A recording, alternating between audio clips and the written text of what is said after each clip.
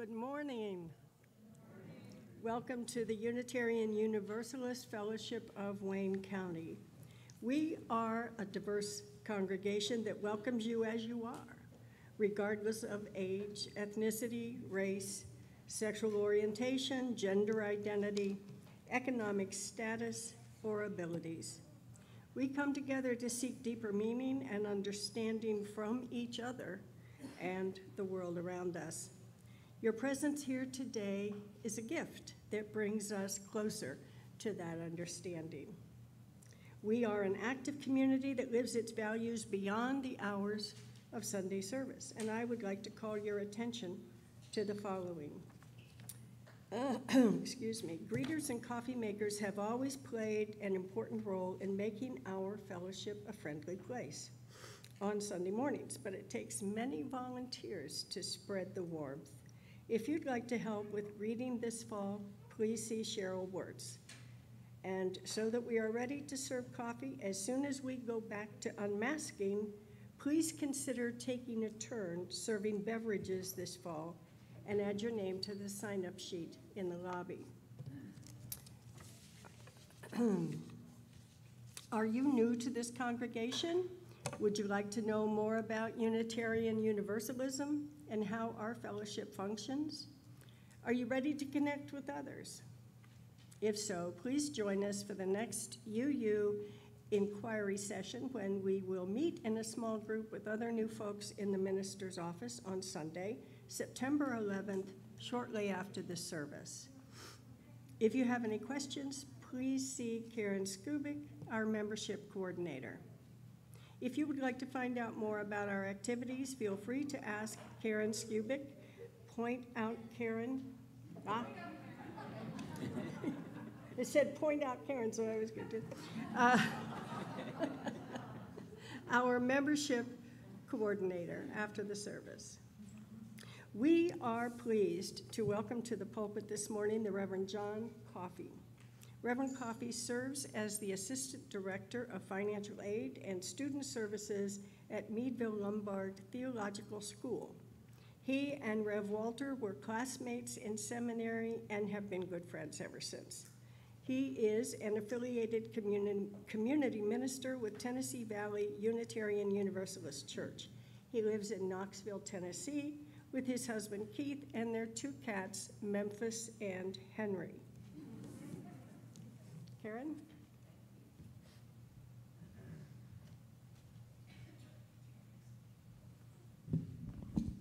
I know we had some visitors come through our door today, and we always welcome our visitors. You add so much to our congregation, and I gave a warning to at least one of you. If you'd like to introduce yourself so we can greet you after the service, now would be the time to do so. Or if someone hasn't been here in a while, we have some people who have returned we haven't seen in a bit. You're welcome to introduce yourselves as well. Nice to see Barb and Holly return. We've only had them here once before, so it's great to have you. So would anyone like to introduce themselves? Casey? Yeah. Hi, I'm Casey. I'm a student at the College of Worcester. I'm originally from Atlanta, Georgia, and I started coming to a UU church just before I left. So I kind of wanted to continue my little routine. So, yeah. Welcome. Nice to be part of your routine. Thank you. Anybody else? All right. Good to see you all. Thank you.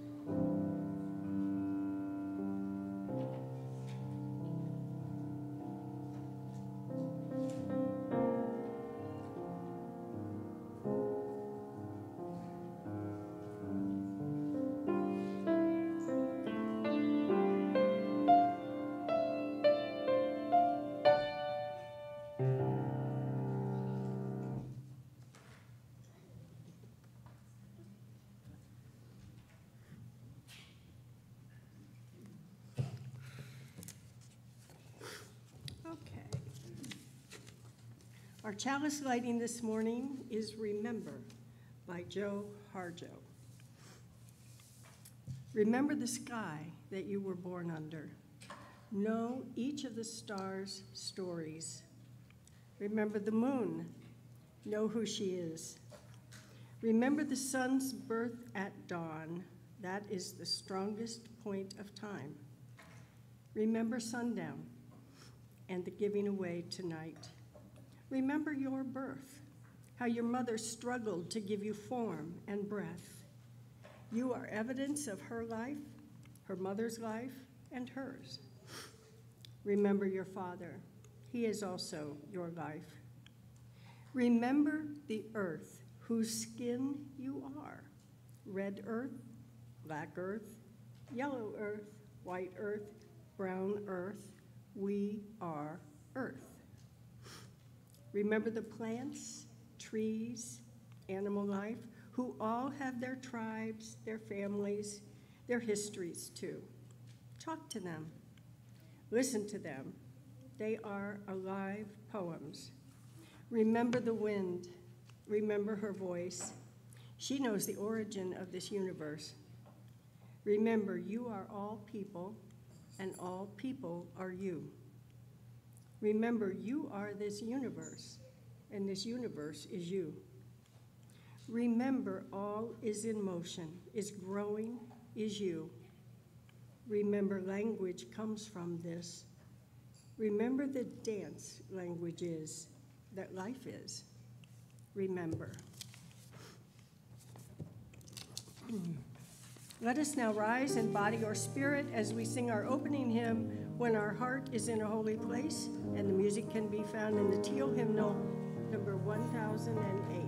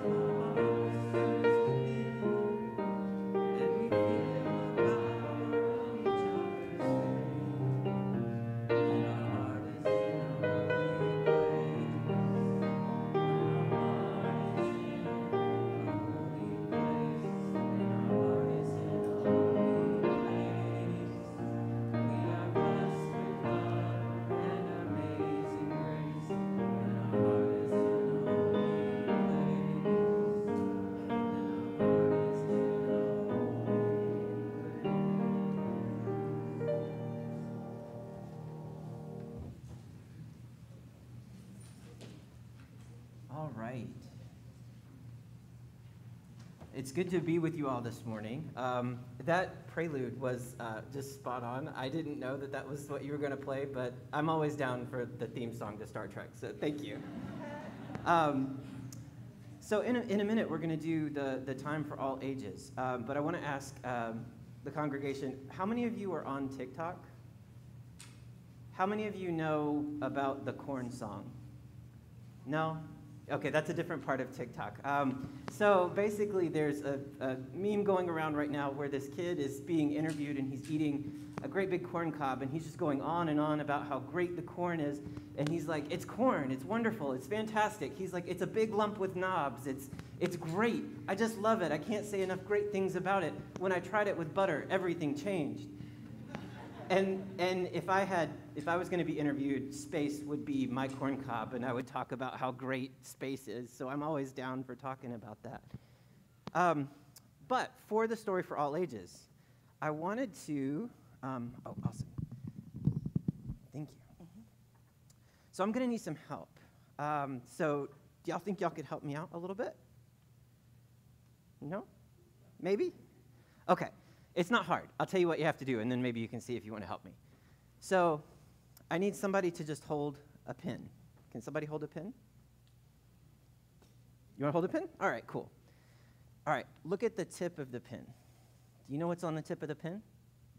Like if you look really close, did you know that there is a little bitty ball in the tip of a pin?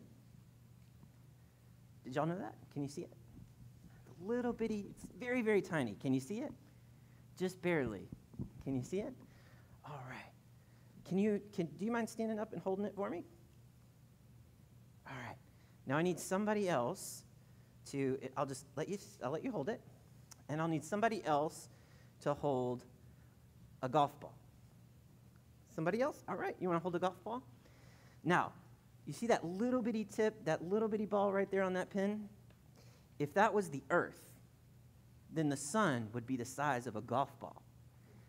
And the distance from the earth, if you'll hold that, and do you want to come over here, if you don't mind? And what's your name? Joey? And what's your name? Charlie.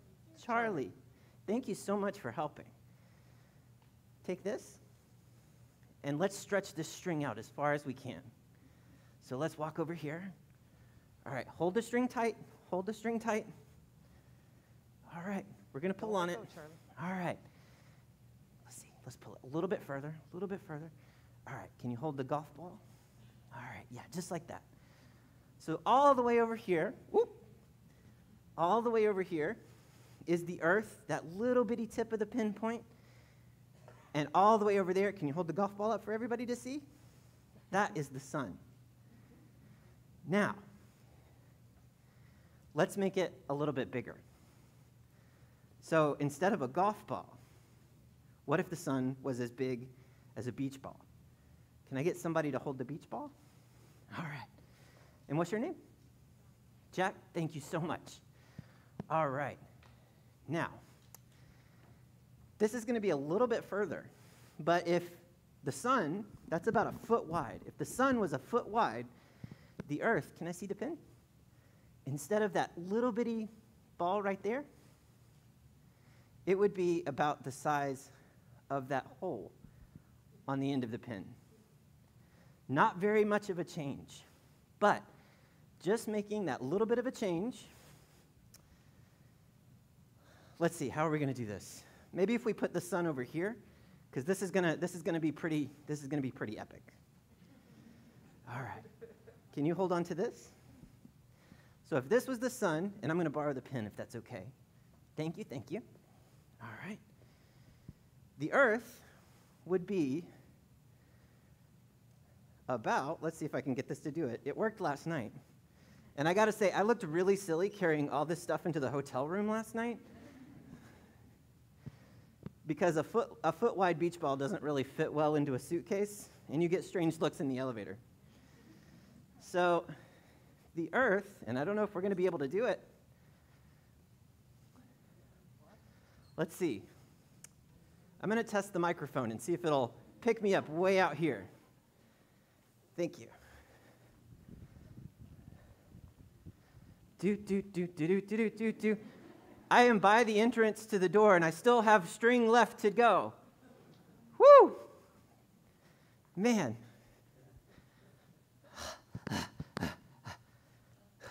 This works much better outside. Oop, I'm sorry, and I'm tangling people up. I'm like a crow. But that's how big the earth is. And that's how far away the earth is compared to the sun. And it's a very, very big thing. It's very big numbers, very wide, big, giant places. Thank you so much for your help. Thank you, thank you, thank you. Thank you, thank you. All right. So, we have photos taken from space. And not very long ago, in 2013, the Cassini mission of NASA was out by Saturn. Do you know where Saturn is? Do you know Saturn, one of our planets? It's one of the largest in the solar system. This spaceship had traveled all the way out to Saturn. And they decided to turn around and take a picture of the Earth. That little bitty dot there is the Earth. And in 1990, when a similar picture was presented, they interviewed astrophysicist Carl Sagan, who said, "That's here. That's our home. That's the Earth." And to paraphrase, that's our home. That tiny blue dot right there, that's where we are. That contains everything that we know that exists in our world. Our friends, our family, our gardens. And so no matter what, it may be tiny, it may be insignificant, but it has everything we need. And that is where we make our stand. So with that, I invite you, the congregation, to join me in singing the children to their rooms.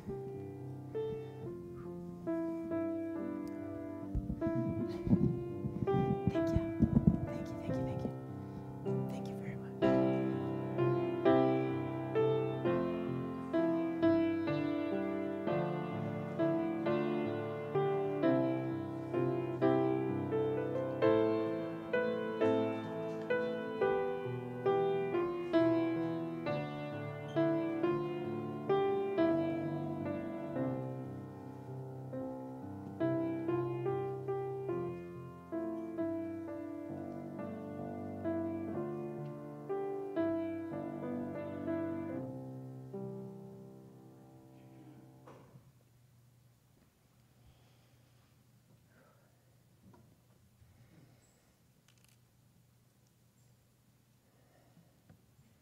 I have to apologize.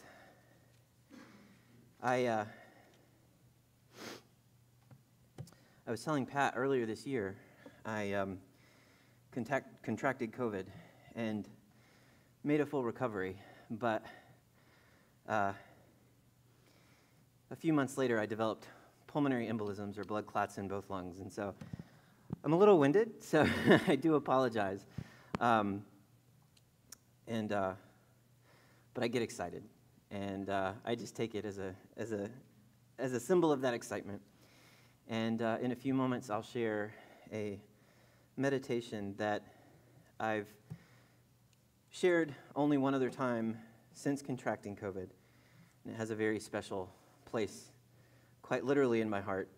But before we get there, this morning we are thinking with loving kindness of all those in our congregation who are known and loved by our congregation, who are in a time of transition, of loss, uncertainty, or fear. May their fears be assuaged, their minds be put at ease, and their hearts be comforted. This morning we keep in our hearts Michelle Shaw and her partner Will. They attended UU FWC from 2000 to the year 2010, and are still friends with many in the congregation. They wanted to share with us that Will became very sick in May this year and has been diagnosed with bile duct cancer. It's a very grim prognosis, and they thank you for your thoughts and your love and your caring. We also lift up the friends and family of Charlotte Bishop, a member of the fellowship and longtime UU who passed away on Friday evening. And we send healing wishes to Reverend Walter and his entire family who are watching from home, and they've all tested positive for COVID this week. They're quarantining together, but they're getting plenty of rest and are recovering and hoping to be back up and active very soon. And as always, we are mindful of all the joys and concerns, milestones, and remembrances which are held in our hearts but left unspoken. For this morning's prayer and meditation, I want to invite you to find your heartbeat. So maybe if you put your finger on your wrist, you can find it there. Some folks might find it in their neck. If neither of those places work, I find that sometimes you can feel it in your chest, or even if you just sit still. But I invite you to find your heartbeat. Take a few seconds of silence just to become aware of it. We're not going to try to change it or slow it down. It's fine just like it is. I invite you to close your eyes if it helps, or keep them open. But as you find your heartbeat, note the rhythm, the pace, the beat, keeping time with your life. At a time in the world when everything seems uncertain. This morning, when you woke up, your heart sang its sure cadence as you rose out of bed. And it will hum its downbeat this evening when you lie down to sleep. Throughout the stresses and excitements of the day and the rest and calm at night, this is the meter, the rhythm of your heart and soul. This beat you feel now has been with you your whole life. It has been with you through great joy and great sorrow. It has been the baseline of laughter and kept tempo with anger. This beating, bouncing life through your veins has kept time since the days of your childhood, and this drumming and strumming of life keeps time now.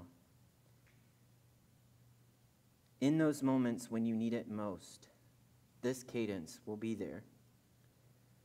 When you find yourself overwhelmed by the rise and fall of life, take a moment of silence to find the rise and fall of your heartbeat. This rhythm of life that beats just for you. Keeping in mind those joys and concerns, and being mindful of this rhythm, we take a moment of silence.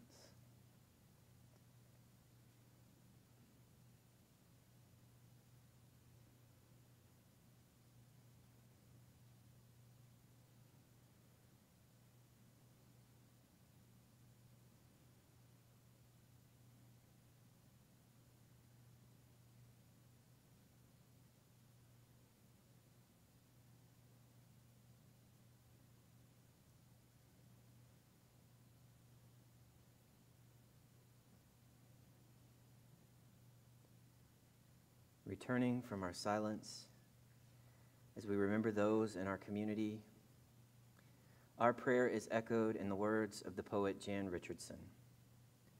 Perhaps for now, it can be enough to simply marvel at the mystery of how a heart can go on beating, as if it were made for precisely this, as if it knows the only cure for love is more of it. May it be so.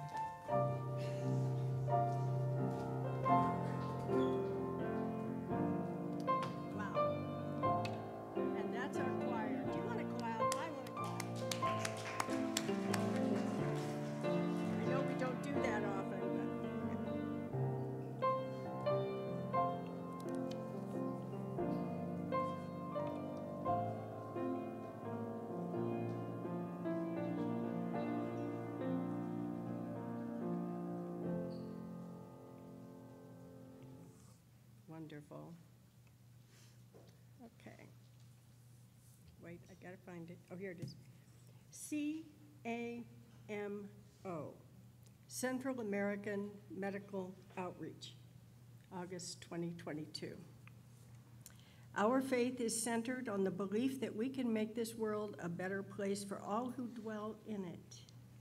In order to realize that vision, we need both the motivation and the means.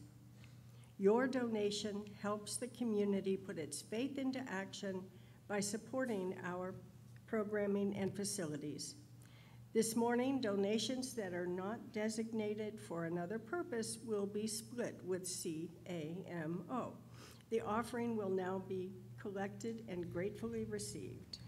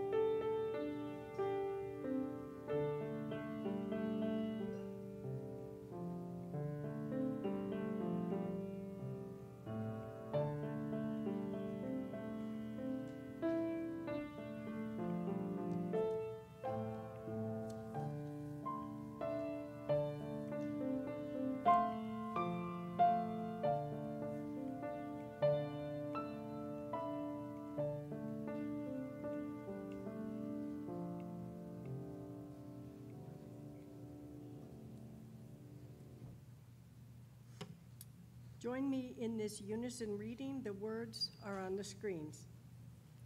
Let us be grateful when we are able to give, for many do not have that privilege. Let us be grateful for those who share their gifts with us, for we are enriched by their giving. Let us be grateful even for our needs, so that we may learn from the generosity of others. I, too, have recently recovered from COVID, and I'm impressed that you can talk with a mask on. I can't talk with a mask on. Okay. This morning, our reading is Earth's History as a Calendar Year, from the Anthropocene reviewed by John Green. The hard part, evolutionarily, was getting from prokaryotic cells to eukaryotic ones, then getting from single-celled organisms to multicellular ones. Earth is around 4 billion years old, a timescale I simply cannot get my head around, excuse me. Instead, let's imagine Earth's history as a calendar year, with the formation of Earth being January 1, and today being December 31 at 11:59 p.m. The first life on Earth emerges around February 25. Photosynthetic organisms first appear in late March. Multicellular life doesn't appear until August or September. The first dinosaur, like Eoraptor, show up about 230 million years ago, or December 13 in our calendar year. The meteor impact that heralds the end of the dinosaurs happens around December 26.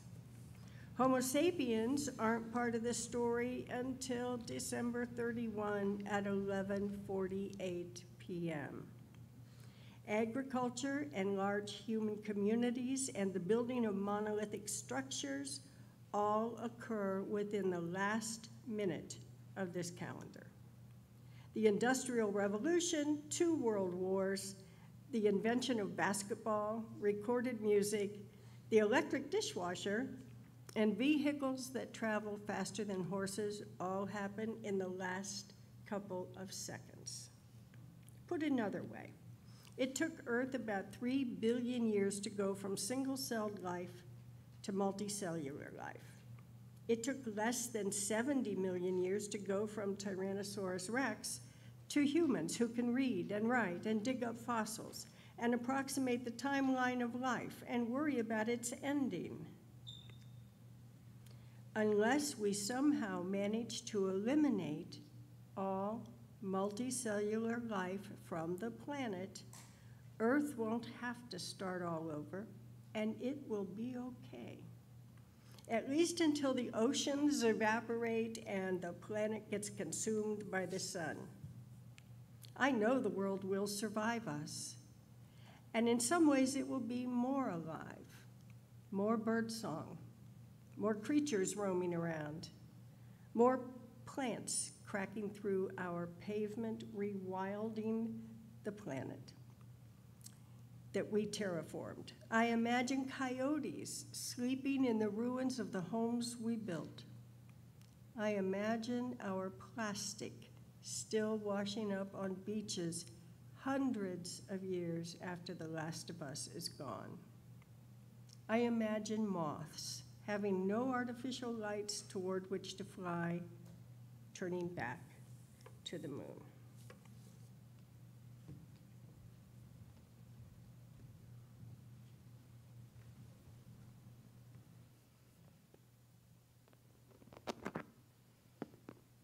Uh-oh. I do apologize. All right.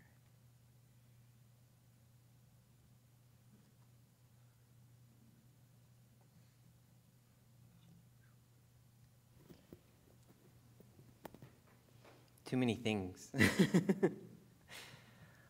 I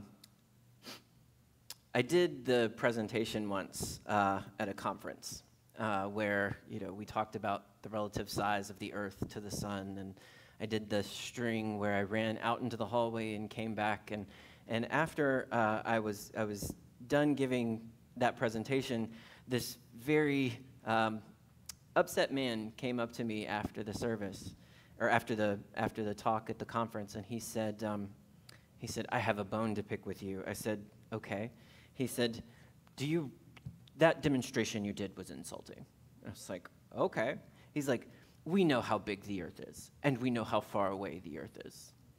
And I said, well, not everybody, but we talked a little bit more, and it turned out that he was himself an astrophysicist. And so, I work for Meadville Lombard Theological School, our university in Chicago, and one of the things I remember from my preaching class, and that is taught to our students in the preaching class, is that you should always be aware of your audience. So I say that at the start of this sermon, that I'm aware that there may be astrophysicists in this very room, and I'm going to be talking about some very complicated things that I can only just begin to grasp the surface of, but I'm very passionate about. So I hope in that spirit that we can acknowledge that right off the bat, and that we can appreciate just awe and wonder for the sake of awe and wonder, and acknowledge that I am not an expert, I am not an astrophysicist. But in that same kind of, in that vein, I want to talk about a scarcity mindset, which is when someone becomes so focused on everything they don't have that they can get bogged down and stuck into a way of thinking that keeps them from realizing everything they do have. Most often when people talk about scarcity, they talk about money. But for me, I think about the toilet in my grandmother's house. And on the back of her toilet, growing up when I was a little kid, was this basket of multicolored soaps that were very, very pretty, all in different shapes of seashells and everything. but she kept the plastic wrapped around it. And over the years, as I would come and visit her, I would see the layer of dust just get higher and higher on that box of soap. And I asked her several times over the years, "Grandma, what are you saving the soap for?" And she's like, "We're saving it for guests." Now, this was when I was a guest in my grandmother's home, and so it's like, okay, but I'm a guest. She's like, "No, we might need it for other guests someday." And I always thought this was strange until I got to be an adult and or even a teenager, and I started playing video games. And I found myself becoming a potion hoarder. And so if you play video games and you know that when your health gets lower and lower, you're supposed to have these things in your inventory called potions, and you drink them, and it makes your health go back up. Except that when I play video games, the way that I play is that I'm like, oh, I can't drink the potion right now because I might really need it in a few minutes. And then I usually die shortly after that. But most often in congregations, in communities, when we talk about scarcity mindsets, we talk about money. A scarcity mentality says, let's hold on to what we have because we can't risk losing it. If we think about scarcity mentality in a congregation, what types of things might come to mind? We might think of capital campaigns. We might think of offerings on Sunday morning. We might think of ways that we invest not just our money, but also our time and our talents. And we think about the ways that all the things that we have to invest our time, treasures, and talents into. And sometimes that scarcity mentality says, well, if I commit to doing this, then I can't do this over here. And this kind of thinking naturally leads one to think of the Hubble telescope. The Hubble telescope was launched in 1990. I promise there's a point. The Hubble telescope was launched in 1990 on NASA's Discovery mission. It was an investment of billions of dollars and millions of hours of experts to get this thing into space that was going to revolutionize the way that we saw and interacted and observed our universe. It was revolutionary in space exploration, and that investment was immense. It was so much hard work and so much preparation. And when they were talking about all the things that Hubble could observe, they spent just as much time in preparation into putting research into what we should point the Hubble telescope at. And one of the things they said was that Hubble probably will not reveal anything that we can't see from here on Earth. That is, when we point our telescopes at the night sky here on Earth, we're not going to get anything different with the Hubble telescope. It will be much clearer, it will be much higher definition, we'll have much more data, but we won't be able to observe things that we can't currently see. And that was official guidance of the Hubble. But in 1994, Director Robert Williams said, what if we pointed Hubble at a blank spot in space? A point in space where we know there is nothing, at least nothing that we can observe from here on Earth. And he got a bunch of criticism. It's a waste of money. We've already talked about this. We've done our research, and we can't. It's such a huge investment that we can't afford to point the Hubble at something that is not there. We can't afford to spend all of this time and money on something that is literally nothing in space. We've got much more important things to focus on.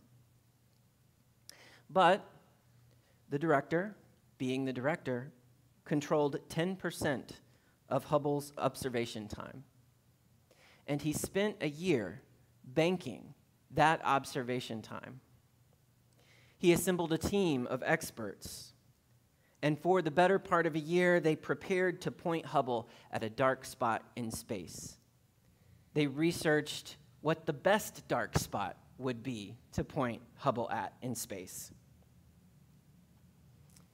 And for 10 days, around Christmas of 1995, Hubble observed a blank spot in space.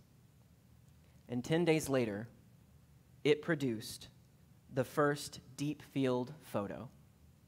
Now, I don't have that first deep field photo, but we have one of the second deep field photos that were ever taken. And this dark spot in space represents a span of approximately 12 light years. There are over 300, I believe the phrase they used was astronomically interesting objects in this dark spot in space.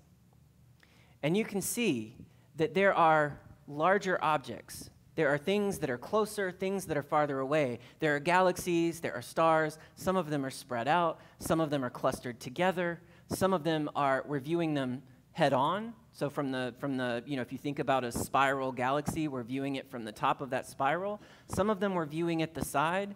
Some of them we're not sure what they are. But we can also think about like the different shapes and different colors and things like that. And what we know is that we took a picture of some of the oldest objects in the universe. This dark spot in space is not just looking at pretty things in the sky, it's looking at our galactic history. So we're looking at a snapshot of the farthest reaches of the observable universe. And the observable universe is a cool concept because light travels at a set speed limit. So it can't go but so fast. And the universe is bigger than light can travel to us from the farthest reaches of the universe. So there is still light that has yet to reach Earth that is further out than we can observe. But if we had never pointed Hubble at this dark spot in space, we wouldn't have had some of these incredible photos. Recently, the James Webb Telescope was launched, and they too took up the tradition of taking deep field photos. And most recently, the first deep field photo was published earlier this summer, and we have that photo too. Now, it's hard to see on these screens, but this is a much bigger photo, spanning a much wider range of space and time. And in the center, I don't know if you can see it, there's the big star, the big six-pointed star, but just down from that big six-pointed star is a blurry blob. And that blurry blob is a very close galaxy relative to everything else we see in this photo. But one of the cool things that you'll notice, if you look at the center of that blob, and then you look at the objects around it, you can see almost like a lens, almost like a circle of these objects around it. What that is are galaxies further away behind this blurry blob galaxy. And they're being bent. The light from these objects is being bent by space, by this galaxy. This galaxy that we see in the foreground is so massive that the light from behind it is being bent around it like a camera lens. To put it another way, this is a photo of the bending of space, which is a cool freaking thing to think about. And I get so nerdy thinking about it. And I'm not even going to try to get into some of the articles that I've read that talk about how we're not just looking at the bending of space, but we're looking at the bending of space-time as well, because you get into light and you get into travel and you get into different things that are happening to the quality of light, because you don't just have the bending of light, you have the mirroring of light, you have different qualities of things that happen to light that is older as versus light that is younger, and this is where I'm getting way in over my head. But suffice it to say, because we pointed a camera in 1995 at a dark spot in space, today in 2022, we have a photo of the bending of space-time, which is a really cool thing to think about. I think back to the Hubble Deep Field photo experiments in the 90s, and I think, what if no one had taken the risk to look at nothing? What if scientists had decided it was too big of a risk, too much of a waste of resources? What if those scientists had given in to the scarcity mindset? And how often in our own lives do we let fear of what we don't have keep us from doing something cool, something generous, something for others? How often in our congregations do we not invest time, not invest money, not invest into something because we're afraid we'll lose what we have? Right before the pandemic, my husband and I bought a home. And the home had a garden that was well overgrown. It was weedy, it was rocky, it was mulchy, it was this weird mix of clay and soil and compost, and it was just a hot mess. But I began to tend to it. And I began to watch videos on YouTube, and I began to see all these great things that people were doing with landscaping and thinking about like how I could incorporate native species, and people were talking about, well, I bought this tree and it only cost me $2,000, and I bought this brand of ironweed or this species of ironweed, and I bought this species of poplar tree, and I bought this species of spice bush, and they were talking about all the things that they bought. I began to get discouraged. I'm like, well, I don't have that kind of money. We just bought a house, and that is an investment in and of itself, and I don't have thousands upon thousands of dollars to spend. But I began reading more about home botany and home gardening, and I became aware of this thing called the soil seed bank. So in the soil, seeds can live for sometimes decades, just dormant, just in your soil. And what I discovered over the months as I started to just tend to this garden, as I started to weed out the invasive species and cultivate what was there, new things started to sprout. There was Plains coreopsis. There was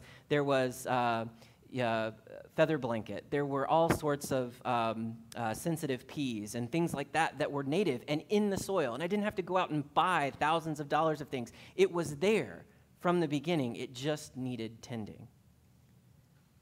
And I think about so many projects, I think about so many things in our congregations that just need tending and don't require the investment that we think they'll require. It goes beyond money. There's a joke in ministry that a minister only has really one or two sermons that they give, and everything is just variations on a theme. I was speaking at another congregation recently on the concept of some, if not all. The idea that we can look at the world and feel overwhelmed, we can feel hopeless, we can feel discouraged by all that we can't do, that it stops us from doing the some that we can. And this is a kind of scarcity mindset that I think many people, not just you use, but really anybody with a pulse who's keeping up on current events can fall prey to.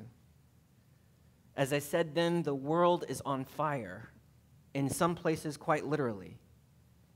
Wars rage in Europe. Millions of people have had their rights to reproductive health care stripped away.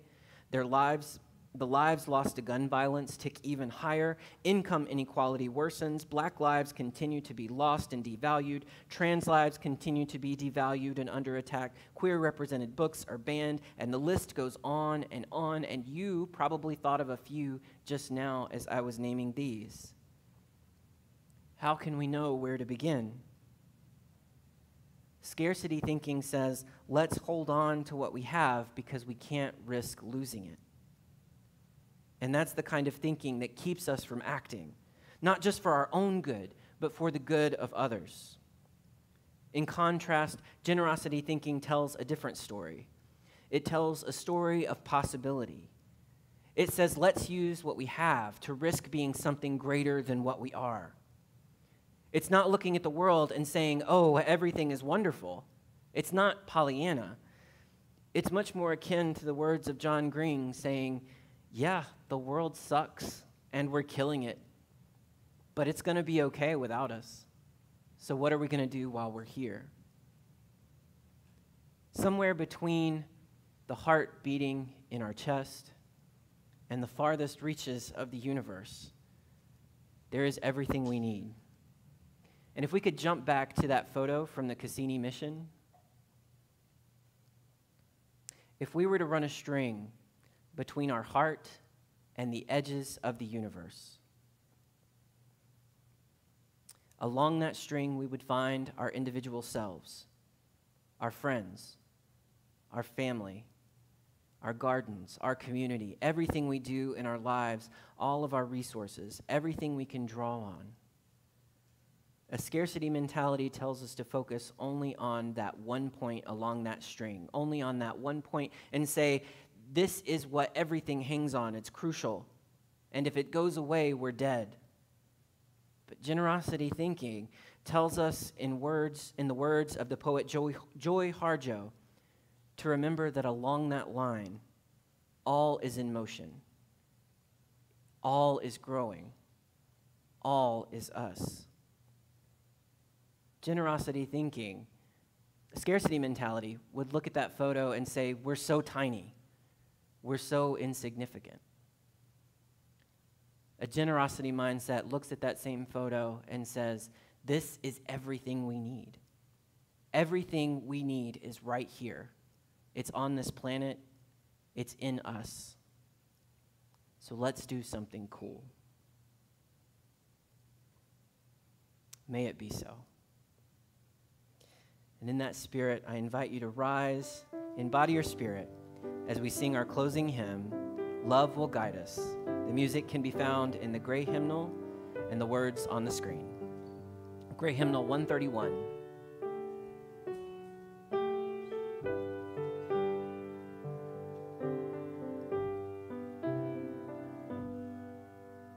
Love will guide us.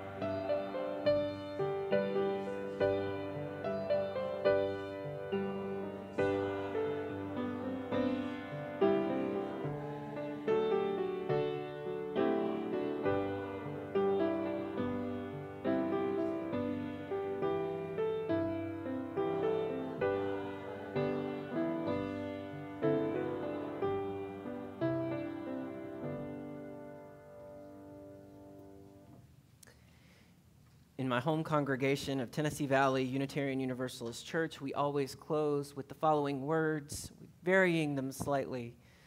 Prophetic Church, the world awaits your liberating ministry. Go forward in the power of love. Proclaim the truth that makes us free.